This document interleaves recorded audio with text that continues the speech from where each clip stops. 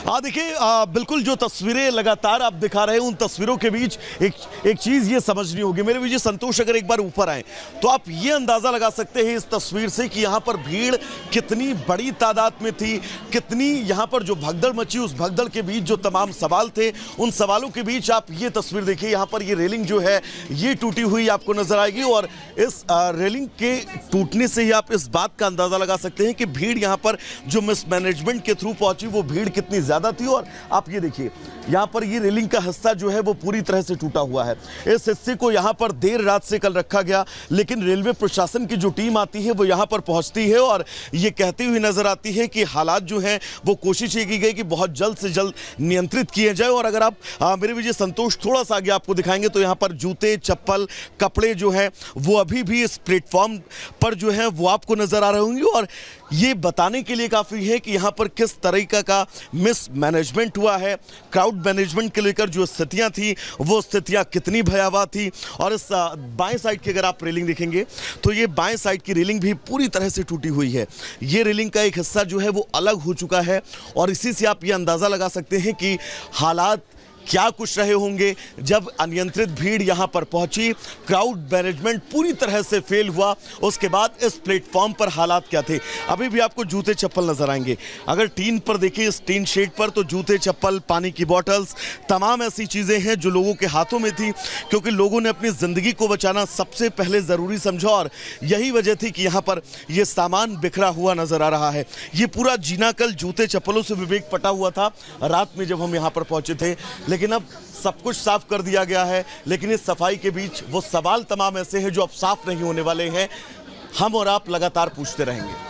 बिल्कुल, ये सवाल एक दूसरे से पूछना लाजमी भी है। आप व्यवस्थाओं पर चोट करते हैं, कब करते हैं, आपको ये समझना होगा। और यहाँ पर जो तस्वीर है वो बता रहे हैं, एक तरफ नहीं दोनों तरफ की रेलिंग्स टूटी हुई है। और कुव्यवस्था का हाल ये था कि जब सैकड़ों और हजारों लोग इसी सीढ़ियों से नीचे की तरफ जाते हैं और ऊपर से भीड़ बढ़ती चली जाती है, तो सवाल ये है कि आखिर वो कहाँ जाएंगे, बच्चे कहाँ जाएंगे, महिलाएं कहाँ जाएंगे, जो बुजुर्ग थे वो कहाँ जाएंगे। यही सवाल तो रात भर से वो पूछ रहे हैं और ये सवाल ये लगातार हम पूछते रहेंगे। खासकर प्रबंधन मुंह चुरा क्यों रहा है। और सबसे बड़ी बात कि डेटा आप नहीं बता रहे हैं। आप बता रहे हैं कि कोई ट्रेन डिले नहीं थी, आप बता रहे हैं कि इधर से उधर कोई भी यात्री नहीं हुआ, आप कह रहे हैं कि भीड़ इधर से उधर ट्रांसफर नहीं हुई। तो जब कुछ हुआ ही नहीं तो फिर ये कैसे हो गया वैभव। और देखिए बिल्कुल क्योंकि 18 लोगों की मौत अब तक हो चुकी है और भगवान न करे ये नंबर और बढ़े, क्योंकि जब शुरुआत में ये पूरा हादसा हुआ उस वक्त ये कहा जा रहा था कि 4 से 5 लोग ऐसे हैं जिनका दम घुटा है और वो लोग क्रिटिकल रूप से नहीं घायल हैं, मामूली रूप से घायल हैं और बहुत जल्द वो स्वस्थ हो जाएंगे। लेकिन उसके बाद समय के साथ साथ खबरें विवेक जब बढ़ी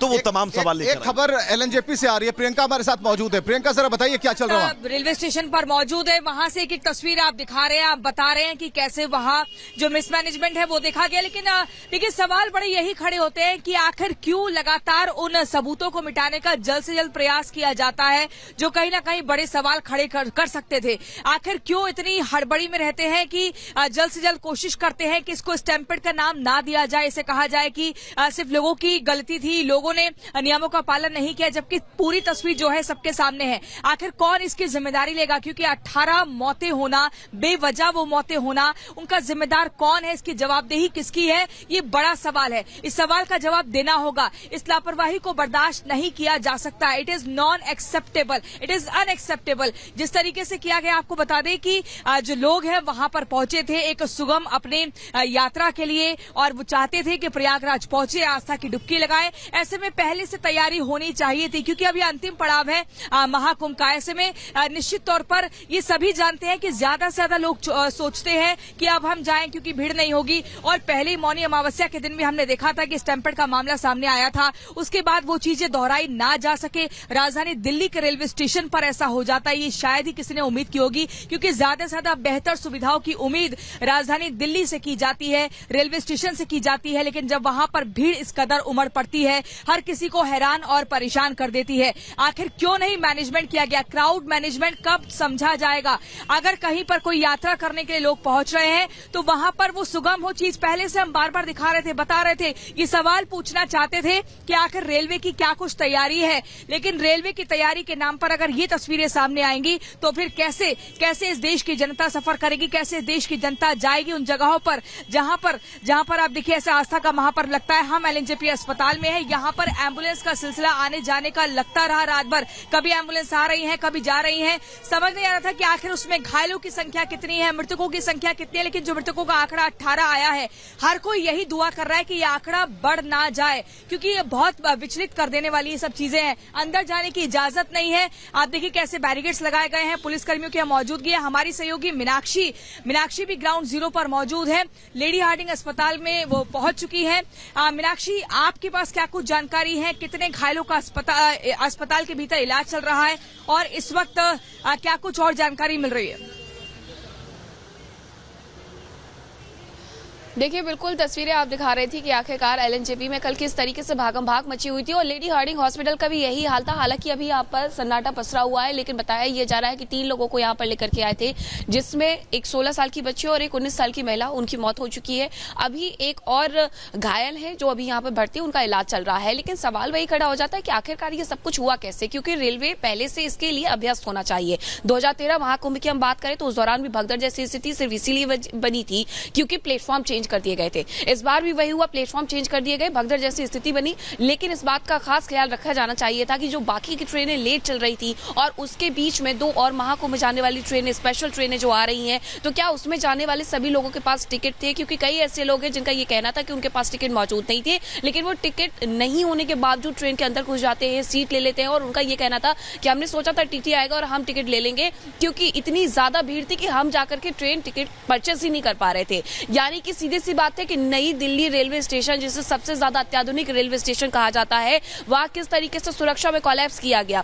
वहां कोई टिकट चेकर नहीं था, कोई पूछने वाला नहीं था कि क्या आपके पास टिकट है या नहीं है। अचानक से जो भगदड़ बचती है, सबसे पहले उस पर जो रेलवे के सेंट्रल के पीआरओ है, उनकी तरफ से ये बयान आता है कि भगदड़ जैसी कोई स्थिति नहीं है।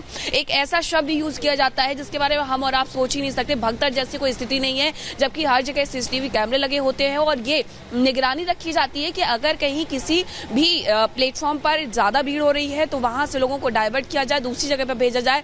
लेकिन ऐसा होता नहीं है। देखिए, 18 लोगों की जान जाने के बाद हर कोई चाहता है कि अब ये नंबर बिल्कुल ना बढ़े, क्योंकि अभी भी बहुत सारे लोग हैं जो हॉस्पिटल में भर्ती है। विवेक का भी एक बार रुक कर लेते हैं। नई दिल्ली रेलवे स्टेशन जहां पर ये पूरा वाकया घटा है, विवेक वहीं पर मौजूद है, उनका रुख करेंगे। विवेक।